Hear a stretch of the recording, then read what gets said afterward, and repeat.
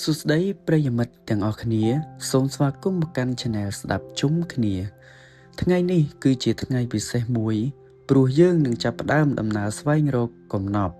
ដែលមានតម្លៃបំផុតនៅក្នុងខ្លួនមនុស្សម្នាក់ៗនោះគឺទំនុកចិត្តលើខ្លួនឯងតើអ្នកធ្លាប់មានអារម្មណ៍ថា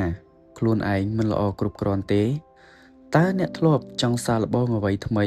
តែបែរជាមានសម្លេងក្នុងចិត្តប្រាប់ថាឯងធ្វើមិនកើតទេឬកុំធ្វើអីប្រយ័ត្នគេសើចដែរឬទេប្រសិនបើអ្នកធ្លាប់មានអារម្មណ៍បែបនេះសូមកុំបារម្ភអ្នកមិនមែននៅម្នាក់ឯងទេនៅក្នុងវគ្គមួយនេះយើងនឹងដោះស្រាយចម្ងល់ថាតើអ្វីទៅជាទំនុកចិត្តពិតប្រាកដហើយហេតុអ្វីបានជាវាជាសោកគ្រាប់ទី1សម្រាប់បើកទ្វារជោគជ័យមនុស្សជាច្រើនយល់ច្រឡំថាទំនុកចិត្តគឺជាការអួតអាង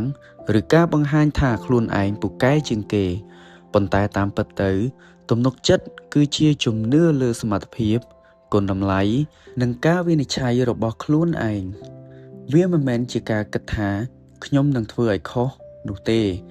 ប៉ុន្តែវាគឺជាការដឹងថា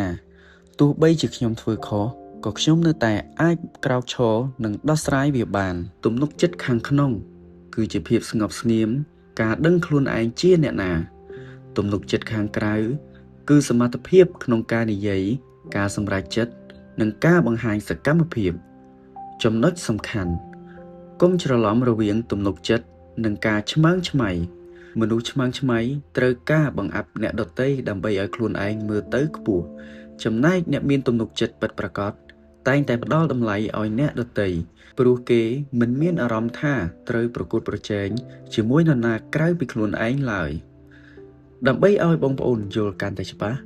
ខ្ញុំមានរឿងនិទានខ្លីមួយចែកជូនកាលពីព្រេងនាយមានសុទ្ធឥន្ទ្រីមួយបានធ្លាក់ពីលើភ្នំមកចូលក្នុងសម្បុកមាន់នៅក្នុងកសិដ្ឋានមួយមេមាន់ក៏បានក្រាបពងនោះរហូតដល់វាញាស់ចេញជាកូនឥន្ទ្រីកូនឥន្ទ្រីនោះធំដឹងក្តីឡើងជាមួយវងមាន់វាធ្វើអ្វីៗគ្រប់យ៉ាងដូចមាន់ដែរវាក៏កាយដីរកចំណីវាស្រែកយំដូចមាន់ហើយវាហើរបានត្រឹមតែរបងទាបព្រោះវាជឿថាវាគឺជាមាន់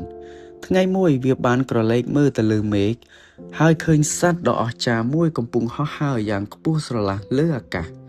វាសួរមេមាន់ថាតើសត្វដ៏ស្រស់ស្អាតនោះជាសត្វអ្វីមេមាន់ឆ្លើយថាអូនោះគឺជាសត្វឥន្ទ្រីស្ដេចនៃបក្សីប៉ុន្តែកុំគិតច្រើនអីយើងគ្រាន់តែជាមាន់គ្មានថ្ងៃហោះបានដូចគេទេកូនឥន្ទ្រីនោះក៏ជឿតាមហើយរស់នៅជាមួយមាន់រហូតដល់ថ្ងៃស្លាប់ដោយមិនដឹងពីសមត្ថភាពពិតប្រាកដរបស់ខ្លួនឡើយមេរៀនពីសាច់រឿងតើអ្នកកំពុងរស់នៅជាសត្វឥន្ទ្រីឬជាសត្វមាន់ទំនុកចិត្តចាប់ផ្ដើមចេញពីអ្នកឈប់ជឿតាមសម្ដីអ្នកដទៃដែលប្រាប់ថាអ្នកធ្វើមិនបានហើយចាប់ផ្ដើមជឿលើស្លាបរបស់ខ្លួនឯងបើគ្មានទំនុកចិត្តទេជីវិតប្រៀបដូចជាឡានដែលគ្មានសាំងទោះម៉ាស៊ីនល្អយ៉ាងណាក៏មិនអាចទៅមុខបានដែរ 1. ការសម្រេចចិត្តមនុស្សដែលមានទំនុកចិត្តហ៊ានសម្រេចចិត្តលឿននិងច្បាស់លាស់ 2. ទំនាក់ទំនងនៅពេលអ្នកមានទំនុកចិត្តអ្នកនឹងទាក់ទាញមនុស្សវិជ្ជមានចូលមកក្នុងជីវិត 3. សុខភាពផ្លូវចិត្តវាជួយកាត់បន្ថយភាពតានតឹងនិងការបារម្ភហួសហេតុពីក្រសែភ្នែកអ្នកដទៃមុននឹងបញ្ចប់វគ្គទី1នេះខ្ញុំចង់ឲ្យអ្នកទាំងអស់គ្នាធ្វើលំហាត់តូចមួយសូមយកក្រដាសមួយសន្លឹកមកសរសេរជោគជ័យ3យ៉ាងក្នុងជីវិតអ្នកទោះបីរឿងតូចតាចក៏ដោយឧទាហរណ៍រៀនចប់ថ្នាក់ទី12ចេះធ្វើម្ហូបឬធ្លាប់ជួយអ្នកដទៃរាល់ពេលអ្នកមានអារម្មណ៍ខ្វះទំនុកចិត្តសូមមើលបញ្ជីនេះឡើងវិញដើម្បីរំលឹកខួរក្បាលថាអ្នកធ្លាប់បានធ្វើជោគជ័យរួចមកហើយទំនុកចិត្តមិនមែនជាអំណោយពីកំណើតទេវាគឺជាជំនាញដែលយើងអាចហ្វឹកហាត់បានកុំបន្ទោសខ្លួនឯងបើថ្ងៃនេះអ្នកនៅមានការភ័យខ្លាចព្រោះសូម្បីតែឥន្ទ្រី